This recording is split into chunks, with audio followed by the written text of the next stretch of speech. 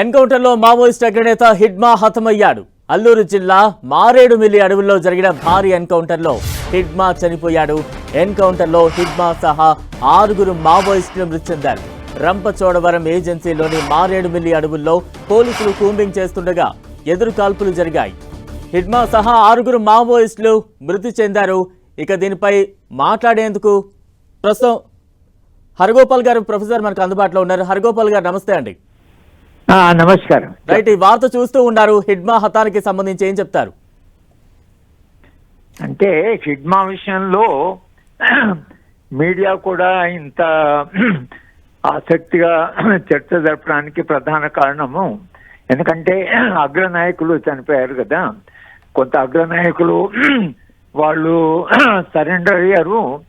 Party secretary Basavaraju గారే చనిపోయారు కనుక బసవరాజు గారిని చంపగలిగిన రాజ్యము ఎవరైనా చంపుతుందనేది ఇది ఊహించింది. హిడ్మా విషయంలో ఒకటే తేడా ఏమిటంటే ఇంతవరకు విప్లవోద్యమం మీద ఒక విమర్శ ఏమిటంటే అందరూ బయట వాళ్ళు, అప్పర్ కాస్ట్ వాళ్ళు, ఉన్నత కులాలకు చెందిన వాళ్ళే నాయకత్వం వహిస్తున్నారు అనేటువంటిది ఒక విమర్శ.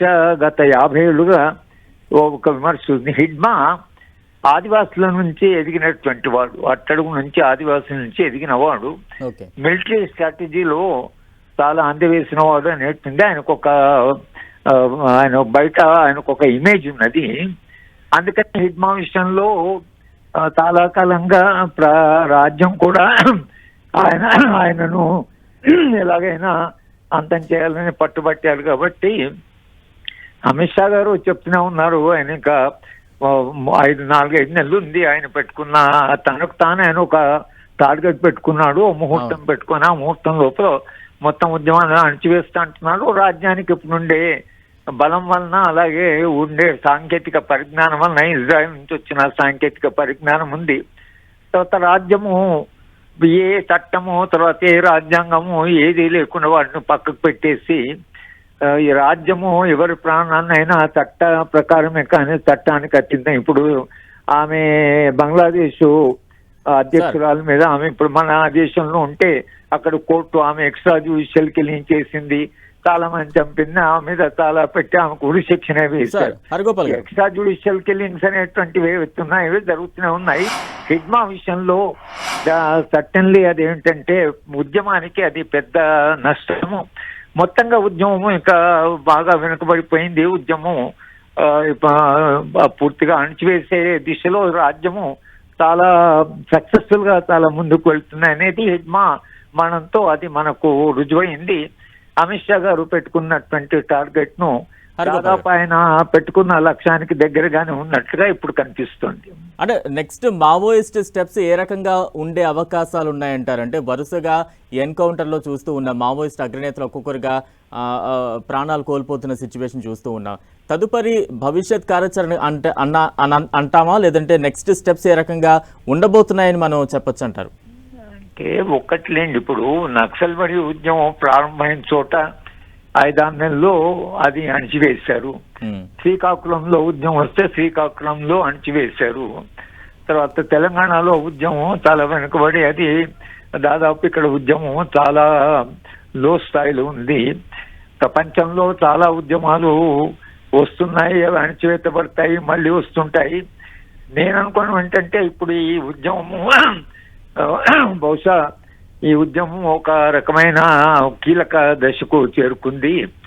నెక్స్ట్ స్టెప్ ఏమిటంటే అసలు ఈ ఉద్యమం ఉంటుందా లేదా అనేటువంటి ప్రశ్న పక్కకు పెడితే ఇంత తొందరగా ఇంత టార్గెట్ పెట్టుకొని రాజ్యము ఎందుకు అసలు ఈ ఉద్యమాన్ని అణచివేస్తున్నది అనే ప్రశ్న మనం అడిగితే అక్కడ ఉండే ఖనిజ వనరుల వల్లనే అనేది అది గత 50 ఏళ్ళుగా చర్చ జరుగుతుంది. గత 1 సంవత్సరంలో అయితే చాలా తీవ్రమైన చర్చ ఏమిటంటే ఎందుకు ప్రభుత్వం ఇంత పట్టుదలగా వాళ్ళు ఈ ఖనిజ వనరులను అప్పచెప్తామని కార్పొరేట్ సెక్టర్ చెప్పారు.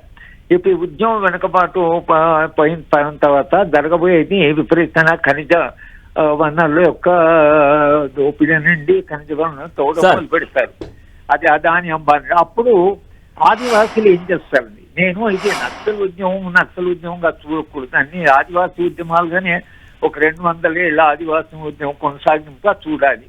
ఇవాళ ఖనిజ వనరులని పెద్ద ఎత్తున ఒకవేళ ప్రభుత్వము చాలా అంటే ఏ ఆదుపు లేకుండా ఏ చట్టం లేకుండా ఒకటి చేస్తే ఆదివాసీలు ఎవరైతే బస్తలో ఉన్నారో వాళ్ళు ఎట్లా రియాక్ట్ అవుతుంది దాన్ని బట్టి భవిష్యత్ ఉద్యమం నిర్మాణం జరుగుతుంది. రైట్ అండి. అంటే మావోయిస్టు పార్టీలో హిడ్మా పాత్ర ఎటువంటిది అంటే ఏం చెప్పాలి? ఎటువంటి కీలక ఆపరేషన్స్ లో పాల్గొన్నాడు హిడ్మా? ఏ ఆపరేషన్ అయినా హిడ్మా ఆదివాసి నుంచి వచ్చిన వాడు కాబట్టి వాళ్ళ సైన్యానికి వాళ్ళు స్ట్రాటజిస్ట్ కాబట్టి ఆయన చనిపోవడం అనేది కూడా ఉద్యమాన్ని అణచివేసే భాగంలో ఒక పెద్ద స్టెప్ గా మనం భావించాలి. హిడ్మా చేసిందల్లా ఆయన ఇంత సీరియస్ గా, ఎందుకంటే ఆయన స్ట్రాటజిస్ట్ గా ఆర్మ్డ్ స్ట్రగుల్ కు స్ట్రాటజిస్ట్ గా చూస్తున్నారు కాబట్టి ఆయన చనిపోవడం కూడా ఉద్యమ అణచివేతలో భాగంగానే మనం చూడవలసి ఉంటుంది. ఒకటే నేను ముందు చెప్పినట్టుగా ఆయన ఆదివాసుల నుంచి ఎదిగిన నాయకుడు కాబట్టి ఆయన మీద ప్రత్యేకమైన దృష్టి ఒకటి ఉంది. ఆయనే బహుశా పార్టీ సెక్రటరీ అయినా అయ్యేవాడేమో తెలియదు. కానీ భవిష్యత్తు ఉద్యమం ఏమిటంటే ప్రభుత్వము రేపు చేయబోయే ఖనిజ వనరుల దోపిడీ ఏదైతుందో ఆ దోపిడీలో ఆదివాసులు భాగస్వాములై లేక ఆదివాసుల అభివృద్ధిలో భాగమా కాదా, లక్షలాది మంది ఆదివాసుల జీవితాలు వాళ్ళు నిర్వాసితులైనప్పుడు ఆదివాసీ ఉద్యమం ఏ మలుపు తిరుగుతుంది అనేది ప్రశ్న. ఇప్పుడు ఇక మావోయిస్ట్ ఉద్యమం కంటే కూడా ఆదివాసులు ఎట్లా ప్రతిఘటిస్తారు, ఏం చేస్తారు, లేక వాళ్ళంతా నిర్వాసితులై ఎక్కడెక్కడో ప్రాంతాలకు వెళ్ళిపోయి తలదాచుకుంటారు అనేది ఇక అది ఎట్లా నిర్ణయం అవుతుందని చరిత్ర నిర్ణయిస్తుంది అనుకోండి. అది హరిగోపాల్ గారు, అంటే ఆపరేషన్ కగారు పేరుతో కేంద్రం చాలా పకడ్బందీగా ముందుకు వెళుతోంది. ఒక టైం బౌండ్ కూడా ఫిక్స్ చేసుకుంది. అందులో భాగంగానే ఒక్కొక్కరిని ఏరు వేస్తున్న సిచ్యువేషన్, అంటే దేశం మొత్తం కూడా మావోయిస్టు రహిత ప్రాంతంగా మార్చే ఒక ఆలోచనతో కేంద్రం వెళ్తోంది. ప్రస్తుతం ఈ దాడులు కావచ్చు, లొంగిపోతున్న మావోయిస్టుల పరిణామాలు కావచ్చు, ఇవన్నీ చూస్తూ ఉంటే నిజంగా కేంద్రం పెట్టుకున్న టార్గెట్ రీచ్ అయ్యే అవకాశాలు ఎక్కువ కనిపిస్తున్నాయి అనుకోవచ్చా? అదే కనిపిస్తూనే ఉన్నాయి. ఇంకా ఇప్పుడు ఆ పార్టీ అగ్రనాయకుడు పార్టీ సెక్రటరీనే వాళ్ళు టార్గెట్ చేయగలిగినప్పుడు ఇంకా ఆదివాసీలు కూడా నాయకత్వం కూడా చాలా పెద్ద పెద్ద నాయకత్వం కూడా భిన్న రకాలుగా కొందరు లొంగిపోతున్నారు. కొందరేమో బయటకు వచ్చి మేము విశ్వాసాలు వదులుకోలే కానీ మేము బయట సమాజంలో ఉద్యమాల్లో పాల్గొంటామంటున్నారు. కొందరేమో ఇంకా ఉద్యమం కొనసాగించాలన్న వాళ్ళు హిడ్మా ఒకడు. కాబట్టి హిడ్మా మరణంతో ఇక మావోయిస్టు ఉద్యమం చాలా పెద్ద దెబ్బ తగిలినట్లే. ఉద్యమ భవిష్యత్ ఏమిటనేటువంటి ప్రశ్న అయితే మీరు అడుగుతున్నారో అది సమాజం ముందు మావోయిస్ట్ ఉద్యమం ముందు ఉన్నటువంటి పెద్ద ప్రశ్న. ఉద్యమాలు చరిత్రలో ఉద్యమాలు వస్తాయి పోతాయి, మళ్ళీ సమస్యలు ఉన్నంత వరకు సమస్యలకు మూల కారణం అంత వరకు ఏదో ఒక రకంలో ఆదివాసీ ఇవాళ కాదు కదా కొట్లాడుతున్నారు. 200 ఏళ్ళ నుంచి బిర్సా ముండా దగ్గర నుంచి కొట్లాడుతూనే ఉన్నారు, అది అణిచివేస్తూనే ఉన్నారు. బిర్సా ముండాని చంపేశారు, సీతారామన్ చంపారు, కోమరం భీమని చంపారు. ఇదంతా చరిత్రనే కదా, అదంతా బీజేపీ చేయలేదు కదా, గతంలో ఉన్న వాళ్ళు కూడా చేశారు. ఉద్యమాలు వస్తుంటాయి, ఉద్యమాలను అణిచివేస్తుంటారు, మళ్ళీ ఉద్యమాలు వస్తుంటాయి, భిన్న రకాలుగా భిన్న రూపాలుగా వస్తుంటాయి.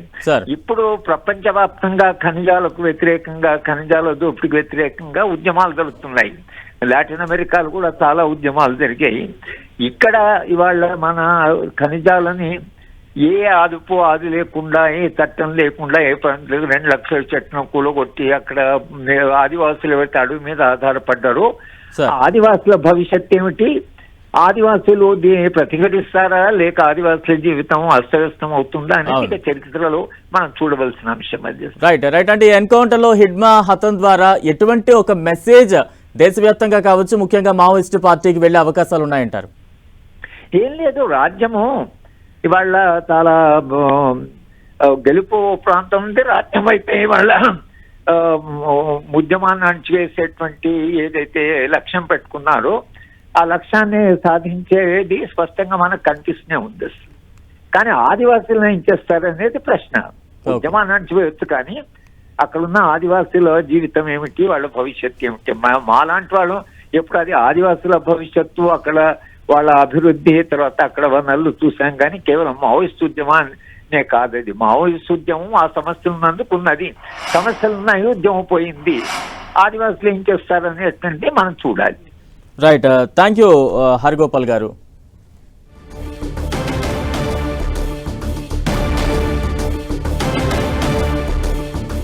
ఎన్కౌంటర్లో మావోయిస్ట్ అగ్రనేత హిడ్మా హతమయ్యాడు. అల్లూరు జిల్లా మారేడుమిల్లి అడవుల్లో జరిగిన భారీ ఎన్కౌంటర్లో హిడ్మా చనిపోయాడు. ఎన్కౌంటర్లో హిడ్మా సహా 6 మావోయిస్టులు మృతి చెందారు. రంపచోడవరం ఏజెన్సీలోని మారేడుమిల్లి అడవుల్లో పోలీసులు కూంబింగ్ చేస్తూ ఉండగా ఎదురుకాల్పులు జరిగాయి. హిడ్మాపై 1 కోటికి పైగా రివార్డు ఉంది. ఎన్కౌంటర్లో హిడ్మా భార్య కూడా హతమైనట్టు తెలుస్తోంది.